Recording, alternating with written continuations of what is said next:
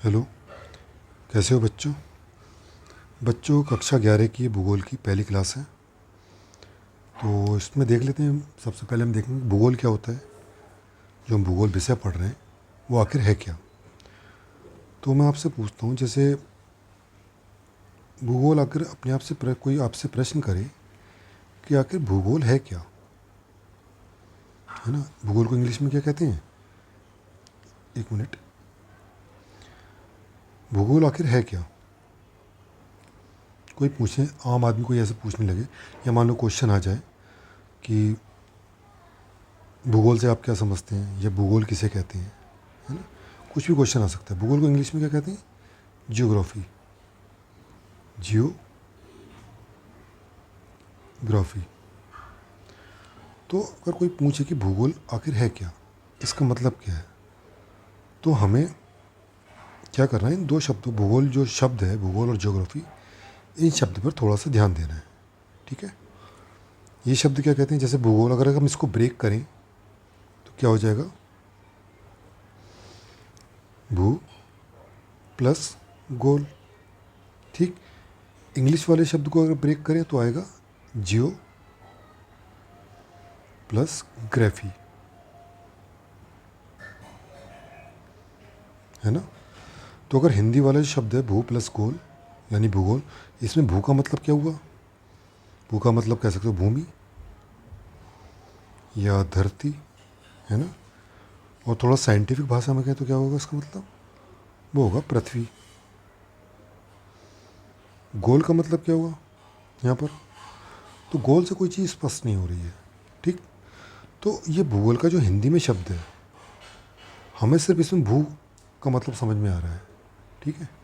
तो अब हम भूगोल को समझने के लिए उसकी जो परिभाषा है, जो शब्द का अर्थ है, उसको समझने के लिए हम किस पे मूव करेंगे? इंग्लिश वाले शब्द पे। वो क्या कहता है? दो वर्ड हैं, जियोग्राफी। जियोग्राफी। जियो को क्या बोलते हैं? जियो को बोलते हैं पृथ्वी।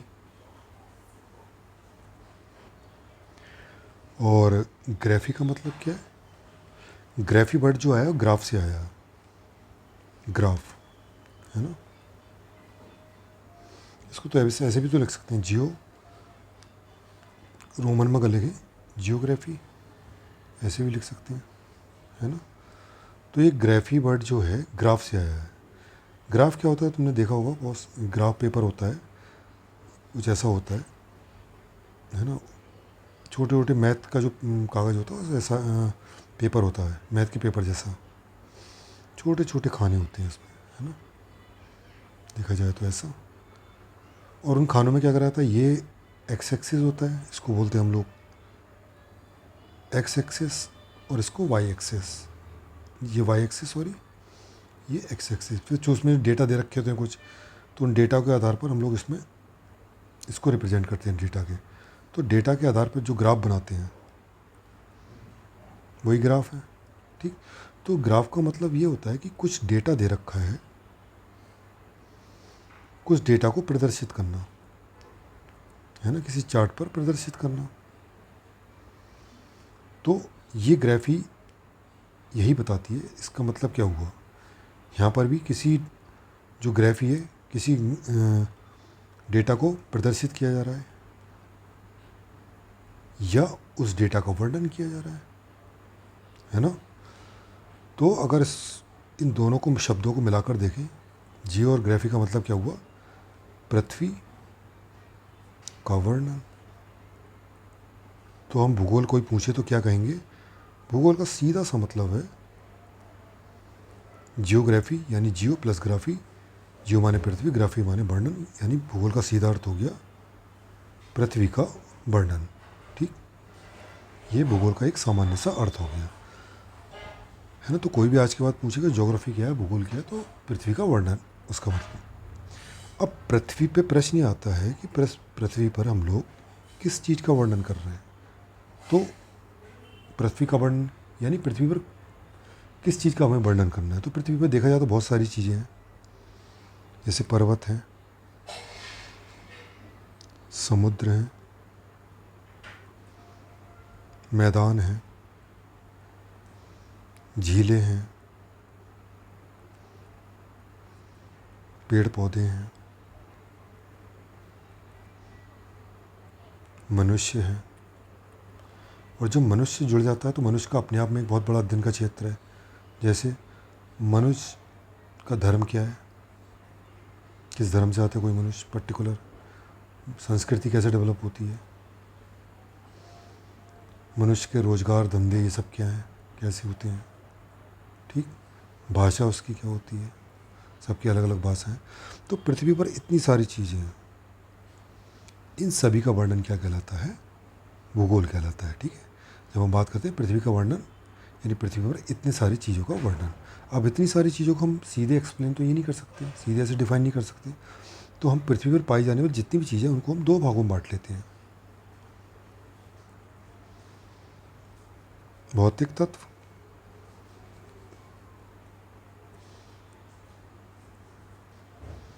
और दूसरा है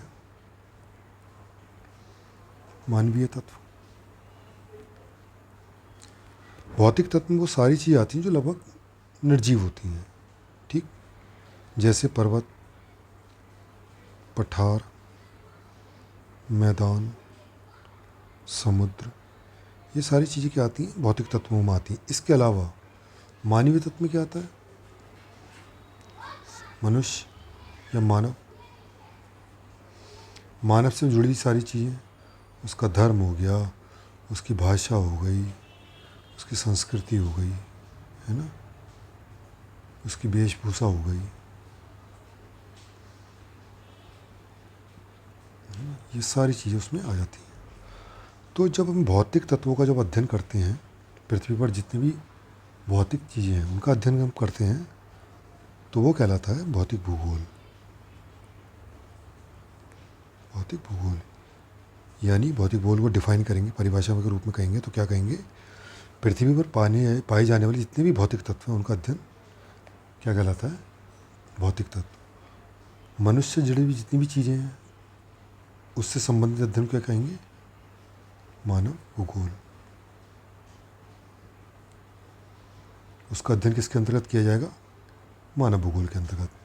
भौतिक भूगोल के अंतर्गत भौतिक तत्वों का और मानव भूगोल के अंतर्गत तुम्हारे मानवीय तत्वों का अध्ययन किया जाएगा। ठीक, अब जैसे क्लास की अगर बात करें तो कक्षा 11 में